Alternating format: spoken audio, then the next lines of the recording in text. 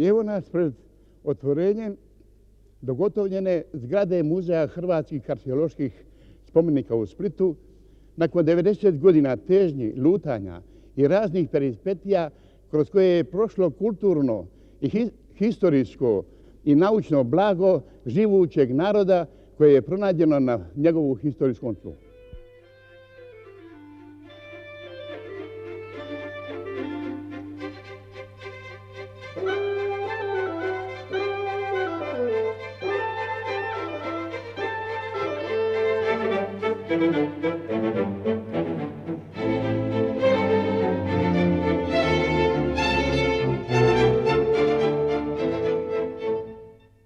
U muzeju se nalaze predmeti od doseljenja Hrvata još iz takozvanog poganskog doba Slavena. Muzej sadrži gotovo nepregledno mnoštvo kamenih spomenika što su ukrašeni pletenom plastikom koja, istina, poreklom nije naša, ali su je akceptiranu izvana, stvarale i varijante joj razvijele ruke davnih narodnih majstora. Važno je istaknuti da na tom kamenju ima natpisa iz razdoblja od 9. do 11. stoljeća. Značajno je da na nekim natpisima postoji datumi, što je inače općenita rijetkost, a što je glavno, na mnogima se nalaze imena, često vladarska, u svakom slučaju većinom narodna, kao što su Trpimir, Branimir, Mucimir, Budimir, Gastika, Nemira, Pribimir, Priština, Rastimir, Svetoslav, Držislav. Još je važnije što dva spomenika nose imena etnosa, pa se na natpisu kneza Branimira nalazi Dux Croatorum, a na natpisu kome se spominje Svetoslava i Držislava također Dux Croatorum, vojvoda, knez Hrvata. Građa s natpisom predstavlja ujedno naš najstariji arhiv, ne samo hrvatski i jugoslavenski, nego najstariji arhiv Slavena uopće. Šta više, ni mnogi drugi, pa danas ni veliki narodi, nemaju istoga doba ovako lapidarnih svjedočanstava svoje prošlosti. Na kamenju su dalje ostaci našega najranijeg likovnog stvaranja. U muzeju se nalazi još najstarije oružje, bojne sjekire, strelice, a naročito se ističu starohrvatski mačevi. Najveću i svjetsku pažnju privlače ostroge s više tipoloških varijanti, među kojima ima i nekoliko pari pozlačenih i divno ukrašenih. Muzej je u inozemstvu poznat po velikom broju nakita, kao što su naušnice, prstenje, dijademi, aplike, ogrlice itd. Velik broj naušnica, kao i njihove brojne varijante, čine tu zbirku najpoznatijom u Europi, a mi imamo dokaza da su se neke varijante naušnica vrlo rano pravile baš u nas. Nadalje imamo ostataka kućnog pribora, žrvnjeva, lonaca, kresiva, kremenova, noževa i sl. Sve to svjedoči o bogatoj kulturnoj baštini jednog naroda koja nije dana svakoj evropskoj naciji. Tako rijedak i bogat fond uz vrlo rijetke druge pisane dokumente pomaže nam da osvijetlimo društveno i političko uređenje, način života našeg čovjeka u srednjem vijeku, njegovo ekonomsko stanje, smisao za razvoj kulture i umjetnosti te stupanj civilizacije.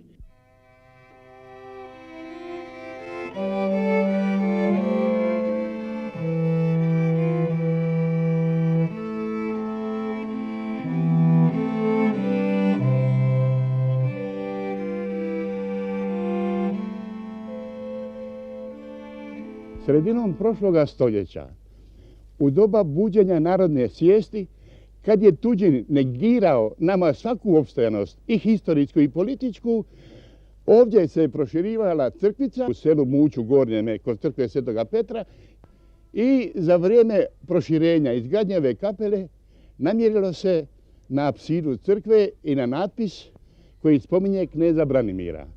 I zapravo s tim nalaskom počinje interes za hrvatske arheološke spomenice, jer se u ovome vidio indici da se oni nalaze pod zemljom, iako ih na svijetu nije bilo.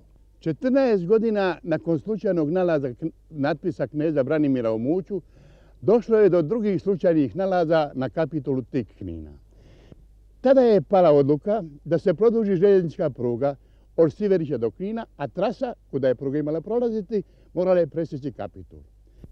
Nalaz spomenika bio je iznad očekivanja. Mislilo se bit će 2, 3, 4 komada i tako dalje. Međutim, to je urodilo sa obiljem koje je imalo toliki značaj da je oduševilo našu javnost i da se počeo javljati prvi širi interes za pronalazak hrvatskih spomenika. 2 slučajna primjera, Muć i Kapitul, dokazali su kako se jeftino i na lak način dolazi tek nekoliko centimetara ispod zemlje, leže toliko hrvatsko dokumentarno i kulturno-umjetničko blago. A među pronalascima na jednom seljačkom grobu, tu su se seljaci sela Potkonja i dalje nastavili ukapati, našle su se 2 od velikoga značaja ploče. Našla se ploča sa natpisom jednoga Slav, dakle nekoga hrvatskoga vladara ili kneza kome je dočetak imena svršao na Slav, i puno ime Držislav Dux Magnus, Držislav veliki knez. Dakako da je to iza Branimira, sada Držislava, jednoga Slava, urodilo oduševljenjem i dalo podstreka da se dalje traži.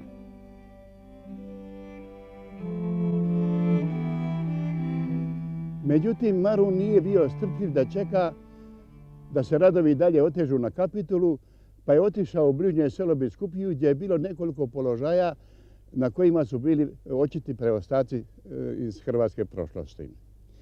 Tu je učinio prve pokušaje na položaju koji se zove Crkvina, na kojem je bilo mnogo stečaka i gdje su stršile visoke ruševine do 5 metara sa srušene bazilike. I to je zapravo prvi planski zahvat kojega on 1886. godine načeo, i tako su se ova 2 lokaliteta za obilnim nalazima našli skupa, što je uvjetovalo zapravo osnutak prvoga muzeja hrvatskih spomenika u Kninu.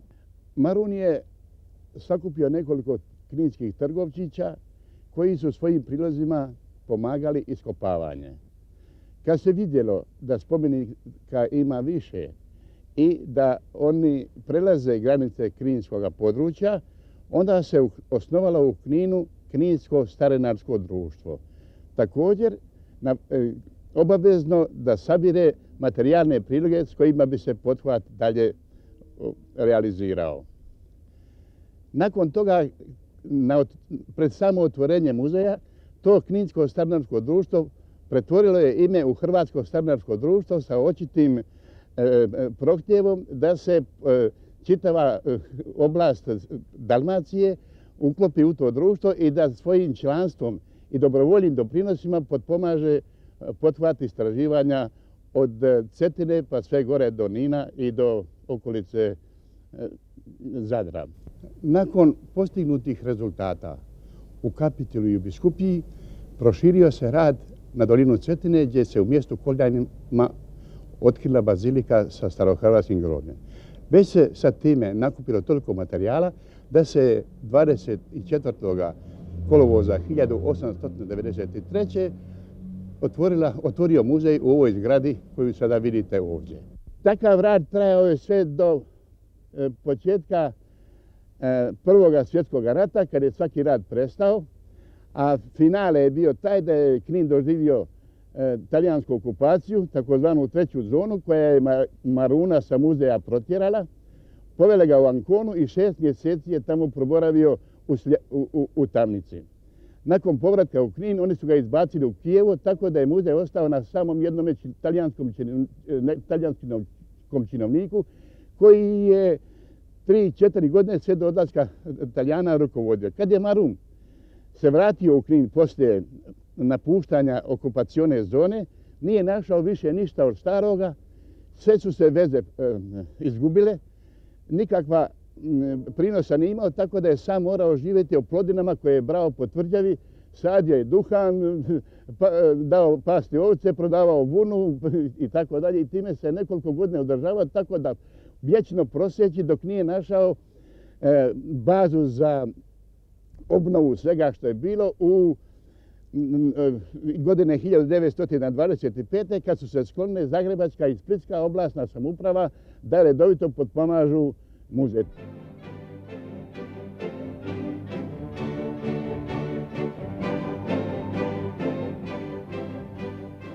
Procvat koji je nastao godine 1925. nije dugo trajao, svega 4 godine.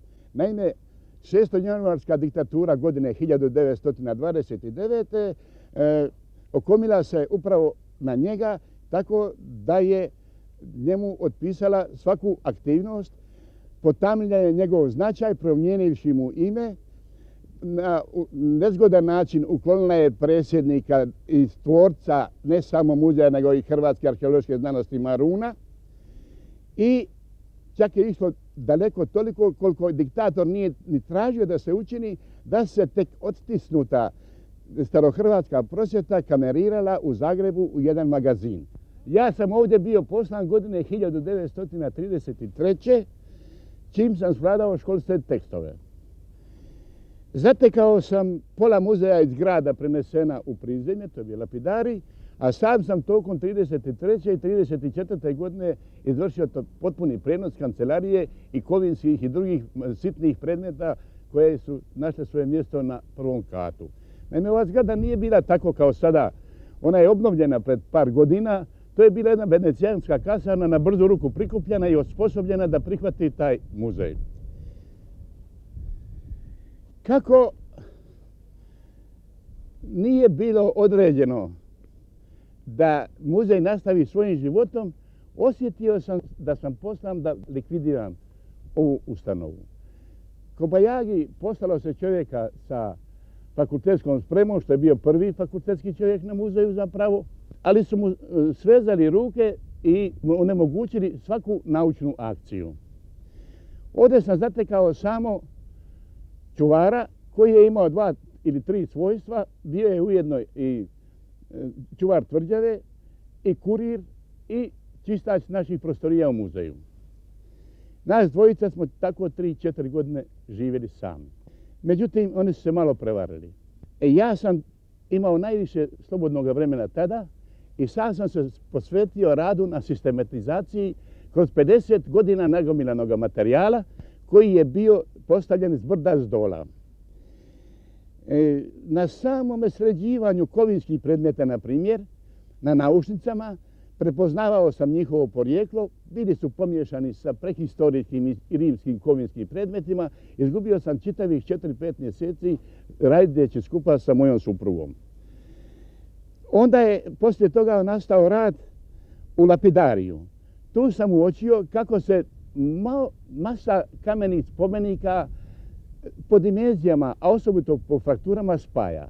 Tako da sam kroz 3 godine rada uspio spojiti nekoliko stotina fraktura, iz čega su iznikli potpuno novi oblici predmeta, a nemoću dugo spominjati, više nego 2 ciborija koja nisu bile u muzeju uopće prepoznata, a danas nam rese prizemlje novoga muzeja. To je jedan oltarski ciborij i jedan baptisterijalni ciborij. Unutrašnji rad u muzeju izvodio sam i zato što mu nisu bila omogućena sredstva za istraživanja, ali sam se ja to ipak nadoknađivao vrlo čestim hodanjem po terenu, najviše pješke do duše, sredstava nisam nimao, povezivao sam se sa raznim vlasnicima auta i tako dalje, da sam čitavu srednju Dalmaciju propješačio i pronašao masu novih lokaliteta. Nastojao sam da se opet obnovi Hrvatsko starnorsko društvo, što mi je i uspjelo godine 1940. Ja sam postao znanstveni izvjestitelj toga društva i mi smo otpočeli, međutim došlo je do rata.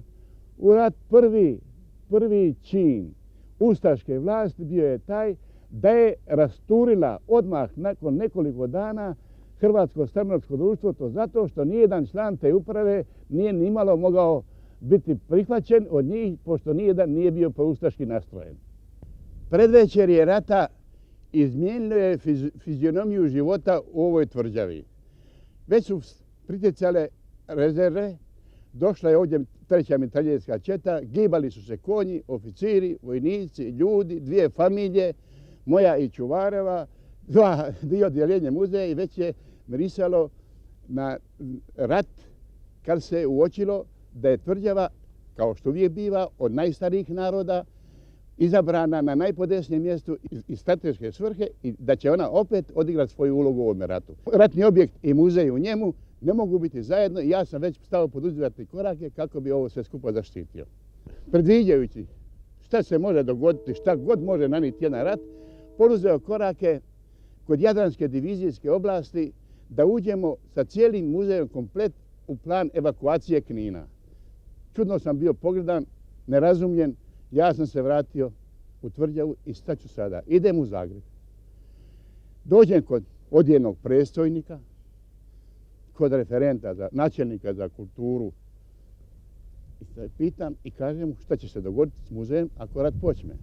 On se stao smješkati, sažaljevat me, kako to mogu da mislim, da rat neće svršiti za 5-6 dana, čim vojska Njemačke dođu, ustaše će doći na vlast i nema nikakve opasnosti, muzej nek stoji gdje stoji. Rastavili smo se sa jednim čudnim raspoloženjem i rekao se na ovome ne može svršiti, ja nešto moram poduzeti. Kako je postojalo Hrvatsko stanarsko društvo, ja sam na jedan način koji nije bio, nismo zapravo upravo nije ni pitana, zatražio nešto, uzeo nešto kredita i onda sam načinio bunker.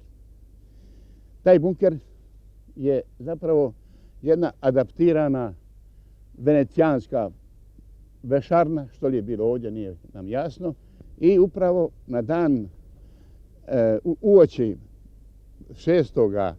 aprila bio je krov gotov. Prije toga proživljavao sam te momente, kažem teško, što sam vidio svi ti vikači o važnosti naših spomenika, o velikoj kulturnoj vrijednosti. Niko se nije pobrnio da bi mašta bilo i bilo u čemu me pomogao. Svi ti, što bi Marun rekao, strukovnjaci, ljubitelji, starina i tako, nikome do toga nije bilo. Samo je iznimku učinio Ivan Meštrović, koji je jedno popodne pozvonio na vrata, došao k meni sa riječima: znate li vi, Gunjača, kolika je vaša odgovornost ovim danima? Rekao sam, znam. A šta ste učinili? I rekao sam mu šta sam postigao. Čujte, ja ću vam dati novce, uhvatio se za lisnicu, sagradite. Zaštite ove dragocjene i nikad neprocjenjive naše stvari. Ja sam ga doveo na lice mjesta i rekao je već dok i dan bit će. Ja sam ovo odabrao, novac ima, dok i dan će se ovo završiti. Bio je veseo, tako da mogu registrirati jedino jednu osobu koja se iz cijele zemlje zainteresirala za sudbinu muzeja u ratu. Uza svu izgradnju nekog skloništa prilike se tako razvijele da se ipak vidjelo da će ovaj strateški objekti doći do svoje riječi. I to meni nikako nije dalo mira. Ja sam odlučio čvrsto da poduzmem evakuaciju spomenika na svoju ruku. Naumio sam da ih prenesem u drugo mjesto, u rodni Sinj, u obiteljsku kuću, na svoju punu odgovornost, pa šta bude, bude. Međutim, kad su kninske ustaške vlasti doznale za to da se spomenici imaju seliti iz Tvrđave, oni su uložili sve snage da spriječe takvu selidbu, jer bi to poljuljalo vjeru u stabilitet njihove vlasti. Unašto toga svega ja sam spakovao spomenike i čekao na prvi moment kako ću ih otpremiti u Sinj. Poteškoća je tada bila u iznalaženju prevoznog sredstva. Moji prijatelji su mi izašli na ruke, Nine Ćorić tu iz Promine, dao mi je na raspolaganje kamion i rekao da ga platim kad bude mogao. Međutim, prenošenje je omela i zima, jer je te godine bila poznata ljuta zima, kad su pristupi tvrđavi bili zaledili. Tako da su se okopnili tek negdje u prvoj polovici ožujka, kad sam 15. ožujka uputio prvi kamion u Sinj, a zatim se dalje šiljanje oteglo sve do 8. rujna 1942. kad je 11. i posljednji kamion prispio sa predmetima u Sinj. I tu je muzej ostao i preživio čitav rat. Ovo su dvije porodične kuće u Sinju u kojima je za vrijeme rata u sanducima bio zapakovan muzej. Kuća je sada prerađena, možete pogledati unutra.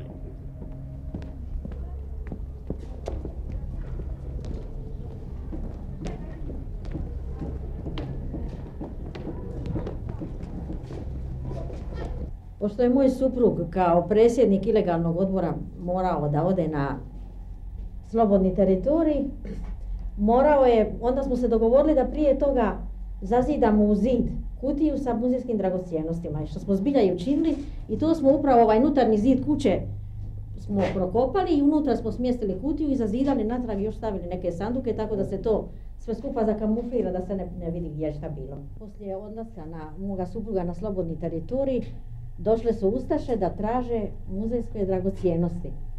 Ja sam naravno rekla da ne znam gdje su one smještene i tako, ali su ipak oni mene preslušavali, čak su me bili i zatvorili. Čak sam bila i zatvorena zbog toga. I kasnije, naravno, odustali su od daljeg traženja jer ja sam njekala, rekla sam da ja uopće ne znam gdje je to smješteno.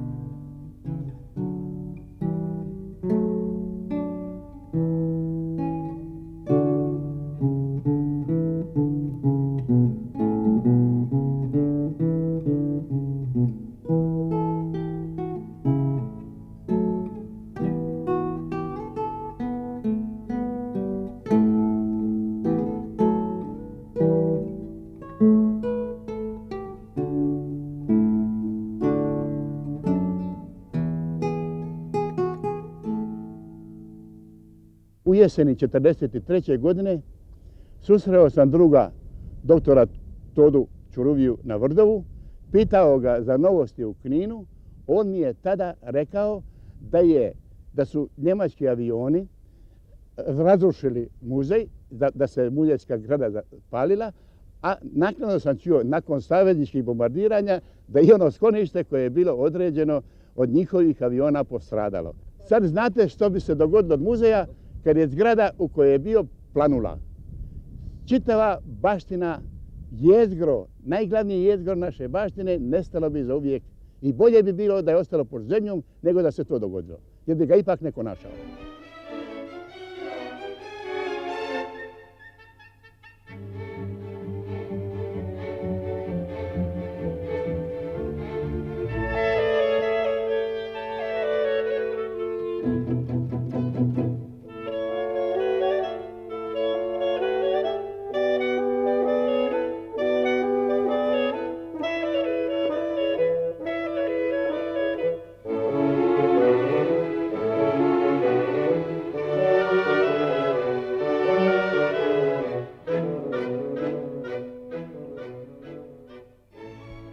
Iako smo u ratu ostali beskućnici, mi nismo htjeli ostati skršenih ruku nakon rata. Radilo se kako se moglo i s kime se moglo. Kadra nije bilo, sredstava nije bilo, a mi smo htjeli dati života muzeju na dva načina. Naučnim istraživanjem i objavljivanjem radova koji se oslanjaju na materijal u našem muzeju. Tako se radilo na zaštitnom iskapanju u dolini Cetine. Radilo se isto tako na zaštitnom iskapanju u Brnazima Kosinja, gdje je otkriveno više objekata i čime smo obogatili našu muzejsku zbirku. S druge strane, mi smo iskoristili i vrijeme i iskoristili smo blagodat novih političkih prilika, pa smo nastojali da na terenu ukinemo negativnu tradiciju koja se bila oplela sa ranijim oko ranijih naših zahvata. Kako je bilo dugo vrijeme neizvjesno što će biti sa pitanjem izgradnje muzeja, muzejske zgrade, naime, mi smo se ipak uvijek nadali i radili smo onako kako bi trebalo raditi, odnosno započeli smo rad onako kako bi trebalo raditi kad bi muzej bio gotov, a to je sasvim drugi sistem rada nego je bilo sada.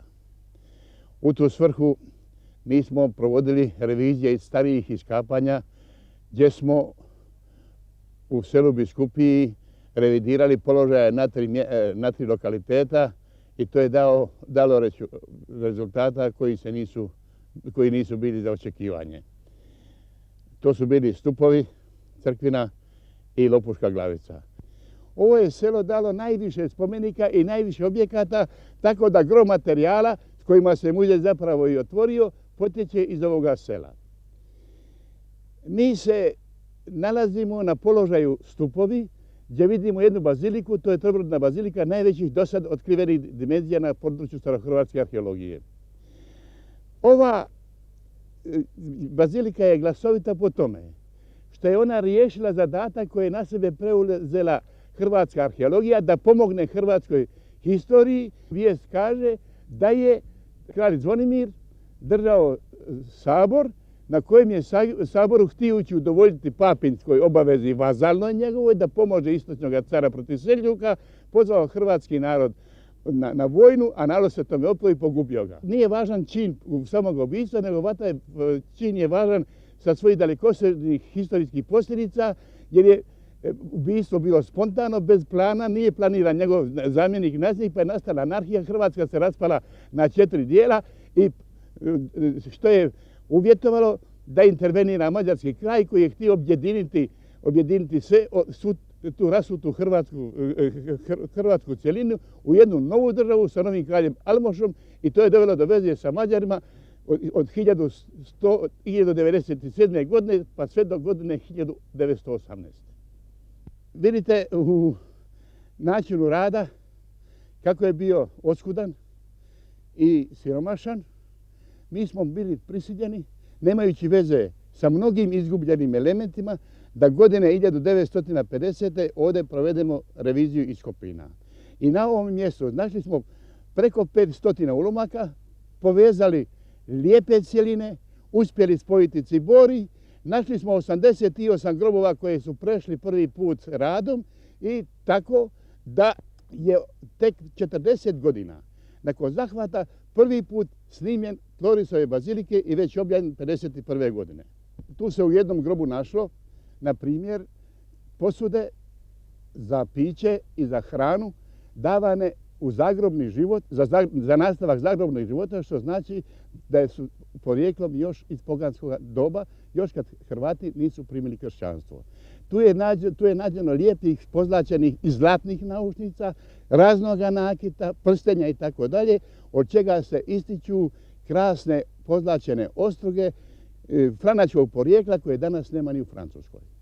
Ističem da se ovdje negdje u blizini pronašao jedan primjerak neuspjele naušnice upravo u onome materijalu kojega sam godine 1905. sređivao.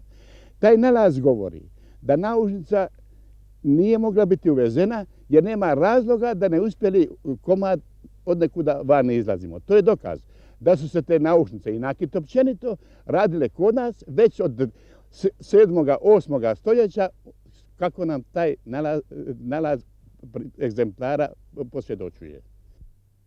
Istraživala se poznata crkva i groblje Svetoga Spasa na vrelu Cetine u mjestu koje se prije zvalo Stara Vrlika, gdje je najveći broj stećaka u Dalmaciji uopće. Nakon istraživanja po sjevernoj Dalmaciji od godine 1959. pa sve do danas radili smo na istraživanju Bribirske Glavice, poznatog lokaliteta u našoj arheologiji.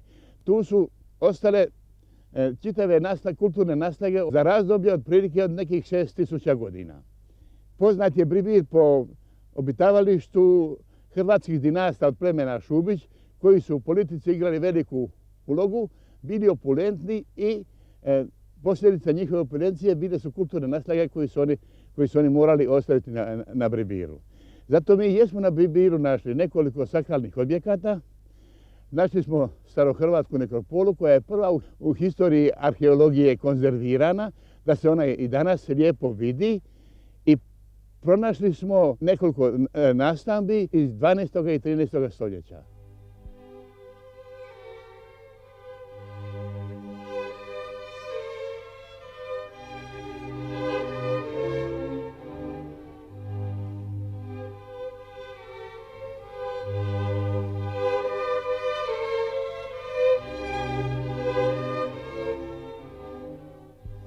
Novi nalazi obogatili su muzejske zbirke, a zbirka se obogatila i na drugi način.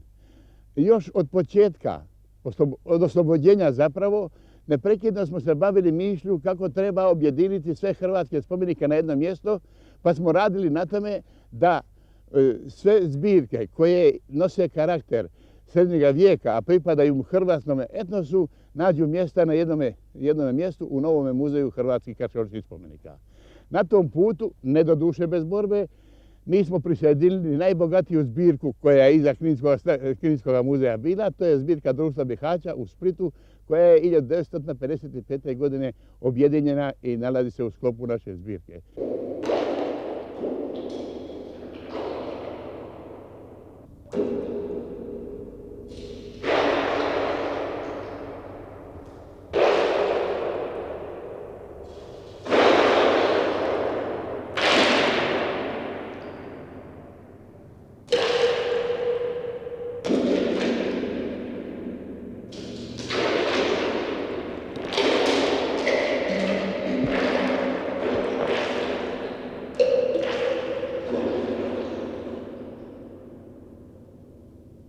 Izgradnja zgrade novoga muzeja nameće sada novi stil naučnog rada. Dosad su se iskapala samo crkvišta i nekropole, a mnogo toga ostalo je nama do danas nepoznato. Mi ništa, na primjer, nismo znali i još ne znamo o nastambi starih Hrvata, ne znamo o načinu njihova življenja. Kod nas su se rado pravile sinteze na osnovu nekoliko neznatnih nalaza, a pokazalo se da svaki novi rezultat ponešto od toga ili potvrdi ili pak ospori.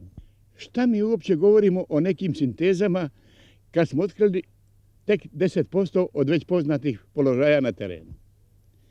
Što mi govorimo o materijalnoj kulturi na osnovi nađenih predmeta u grobovima kao da je sve pokretnoga uletjelo u grobove? Mi uopće ne znamo kako je izgledala starohrvatska nastamba, kako je bilo posuđe i oruđe, kako je bilo formirano selo ili veće naselje, kako je bila fortifikacija i kakav je odnos bio s njome. Doista je reći da nijedna fortifikacija u Dalmaciji nije istražena.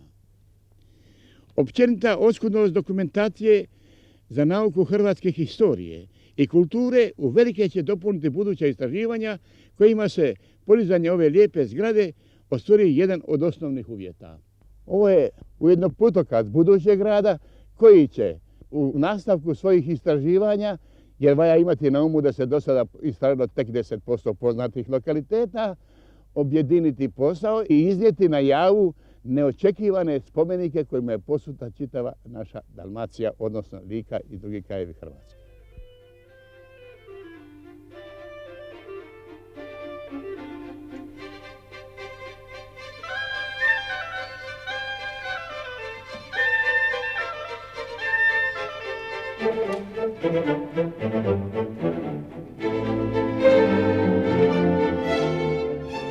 Kad je izvojevano oslobođenje i s njime nadošla mogućnost da se ova koncepcija objasni i počne realizirati, neočekivano su nastale mnoge poteškoće.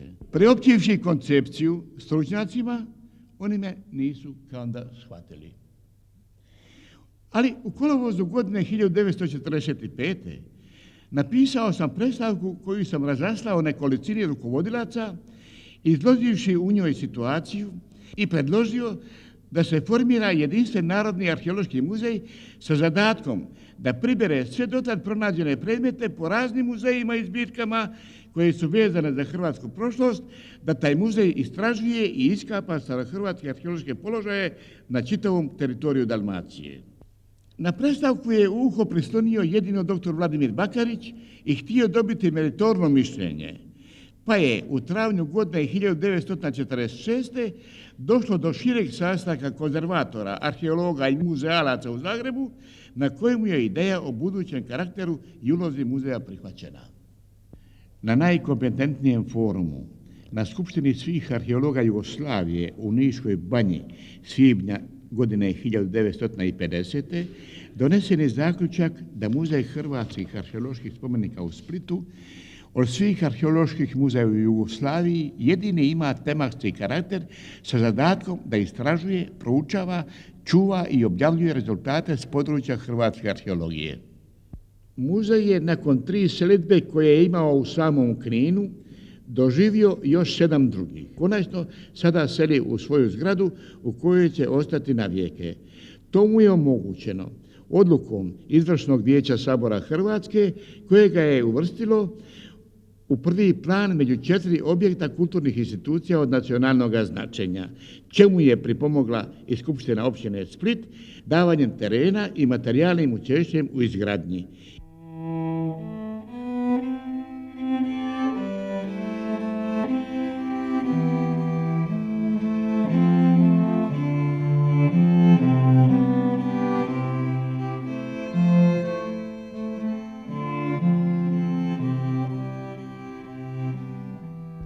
Postigli smo to razumijevanjem i velikom pomoći naše samoupravne socijalističke zajednice koja je iz korijena promijenila odnos prema nauci i kulturi i praktično označilo ogroman progres.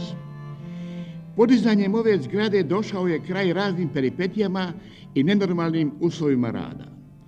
Ovim je označena velika prekretnica na planu naučnog djelovanja jer je stvoren jedan od glavnih uslova budućeg rada koji će dobiti nove dimenzije, a i karakter. Ovdje bi imao biti centar iz kojeg bi se koordinirao rad na arheološkim zahvatima na području historijske Hrvatske. Ovdje će se od sada pa zauvijek čuvati sva kulturna historijska baština kojom se do sada tumaralo po raznim mjestima, spremištima, kazamatima i podrumima. Tu će na obali našeg Jadrana biti dostojno prezentirani i proučavani ne samo do sada otkriveni spomenici, nego i oni koji će se pronaći budućim istraživanjima.